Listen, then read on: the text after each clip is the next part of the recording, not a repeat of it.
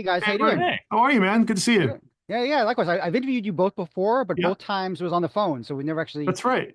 seen each other face to face. It's been a while, but so I guess David, last time we spoke for Shazam, you mentioned that you want to do horror again, yes. and you went big. You went big on the horror. It was definitely definitely Yeah, horror.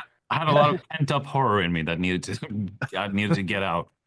Yeah, and it was I was surprised though because I wasn't expecting an R-rated movie, and then it's like literally almost within 15 minutes, like, oh yeah, this R-rated. Okay. Yeah. Yeah, allowed us to sort of take the governor off of just really go for it with the horror and the Yeah. spectacle of it. So how did this come about? I mean, obviously you guys have worked together before with Roy as well. Did the three of you just go to Sony and kind of pitch him the idea you had, or what was like sort of the? Because I haven't played the game, by the way. I know nothing about the games whatsoever. I mean, it started with Yeah, you. well, the game's great. You should play it. But you don't need to play the game to understand the movie, as you probably found out.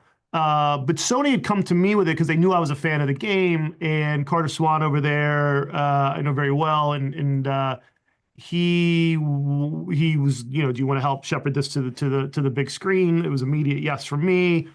We brought on Blair Butler, my co-writer of it, and we just started to kick around ideas about how best would it be to to really, because the game itself is so cinematic, and so what would be the best way to really approach this to make it into a movie that feels of the world, but not just a recreation of what the game was. So we did that. We got a draft together, and then David, having worked with him before and being a huge fan, he's at the top of my list for anything. So he got the script and fortunately said yes, and off we went. Yeah, like you said, I've been wanting to do go back to horror for quite some time because this is my favorite genre, and I had a great experience with Annabelle Creation working with Gary.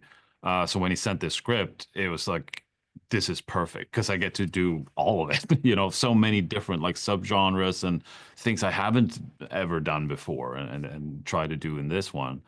So it was just an immediate yes. Like yeah, let's do this. David, are you a gamer at all? Have you ever played the game or do you play video games at all? Or I do, but not as often as I should, perhaps. well, you're But making I movies. Making movies takes time, so yeah, but I do love video games, and I think horror games are often scarier than most horror movies. Actually, like they scare me more than a lot of horror movies, and that's always something I'm looking at, and like how do we capture this feel in movies? Like what are games doing differently? So Gary, when you were when they decided to adapt the game, I mean, were there specific characters or beats from the game you definitely had to include for the fans, or did we pretty much open to kind of bring in different creatures and killers? Right, right. The Dr. Hill was really the character for me that we really you know uh lasered in on to really be the one who's gonna really become, I think, the face of the franchise and really be the connective tissue between game to movie to the next game, hopefully, and then onwards. Like he's really the steward of he's at the helm of the ship, as it were. And so we looked at him as the main element from the game that we're bringing over into the story. And then there's lots of Easter eggs and little things here and there that we had dropped into the script, and David dropped into the movie, and other people dropped into the movie. So certainly there's plenty for fans of the game to keep their eye out for, to as little nods for them to go, oh yeah, I remember that from this and all that. So David, was it hard getting Peter Stormare to kind of reprise that character? I love Peter Stormare. He's a great character actor. Anytime I see him in a movie, he's like, you just know he's gonna have an amazing scene.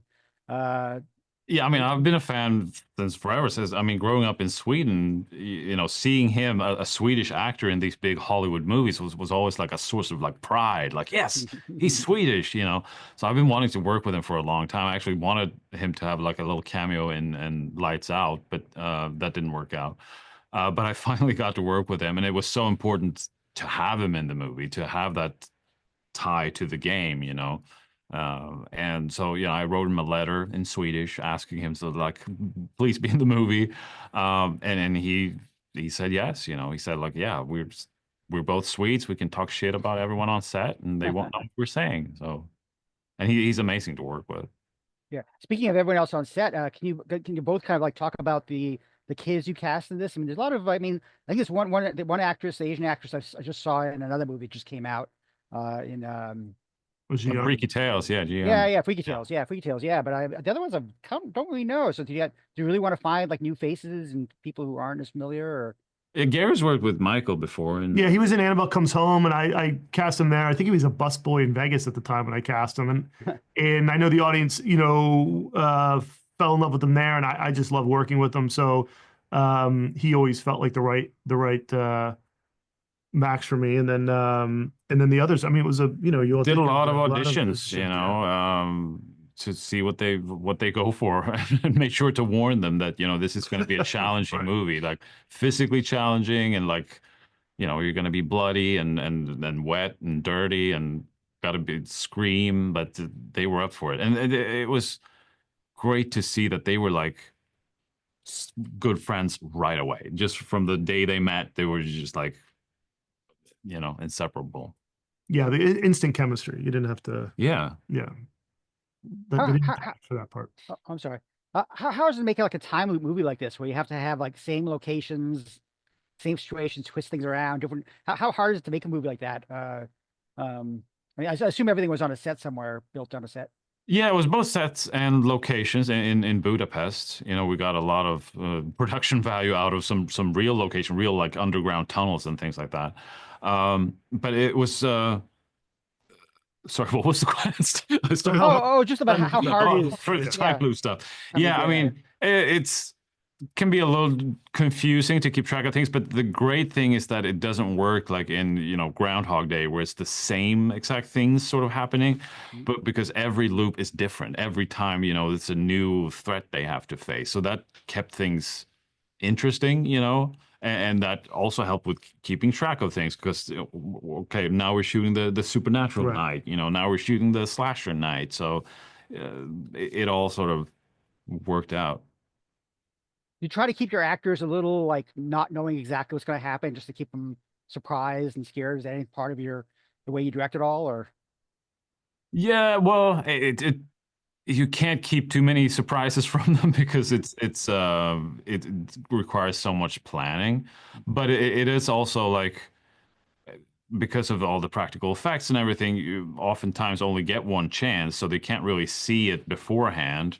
So I guess they can be surprised to a certain extent with some of what these things will actually look like and sound and feel like. Yeah, I think I saw a video on on Instagram that you were doing a lot of it practically. That you were doing maybe more practical than normally would be, maybe more practical than was practical. Maybe even I don't For know. sure, yeah. No, I mean that's always been a dream of mine to make a horror movie in this way, with lots of practical makeup and blood and all these things. And it is a challenge, but it is really fun, and I think it's valuable for the actors as well to have something there that you can see and touch and feel, and I think you feel that sense in the movie as well, that it actually took place. Yeah, obviously people who've seen the trailer make comparisons to like Groundhog's Day or Edge of, what was the one movie Edge that of was called? Tomorrow. Yeah. Edge of Live Die Tomorrow. Yeah, Repeat. they changed the name of it. I can't remember the original name. So but it also it has a little DNA with Animal Comes Home. Also, Animal, it has like different creatures. And, you're able to, in Animal Comes Home, you're able to do like a werewolf and Oh, that's true. Yeah, you I had think different artifacts. Yeah, it's a yeah. good point. I didn't think of that. That's really good. Yeah, I think the thing we wanted to do was like Edge of Tomorrow, Live Die Repeat. All you need is kill. Pick one. Same. But it's about learning the pattern and getting better and stronger and faster because you're understanding their moves. This they don't have that advantage because it is a new fear, new scare, new horror movie every night. So that's where we wanted to change it up from the usual kind of Groundhog Day thing where everything becomes predictable, so you can start to figure it out. Our characters are, unfortunately for them, but fortunately for the audience, do not have that ability. So they're walking in completely cold every night. So David, you worked with Gary before. I mean, how is it different for this movie? I mean, was Gary, were you in Budapest the whole time and there in case you need rewrites, or were you busy working on your other movies also? Or Gary was there a lot. Like he was on set. No, I mean it's a great working relationship. You know, that's what I like so much about about Annabelle Creation as well. Like I've been wanting to sort of replicate that experience. So I was eager to work with Gary again. You know, I love the way he writes. Love the sort of the scares and characters he comes up with.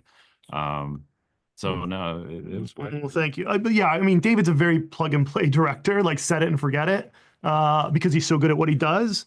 That it's, you know, it's great watching him work. But it was a thrill to have him come on board and be able to work with him again on this. Yeah, I gotta ask you about something, Gary. The Train to Busan remake. Oh. I love that movie so much.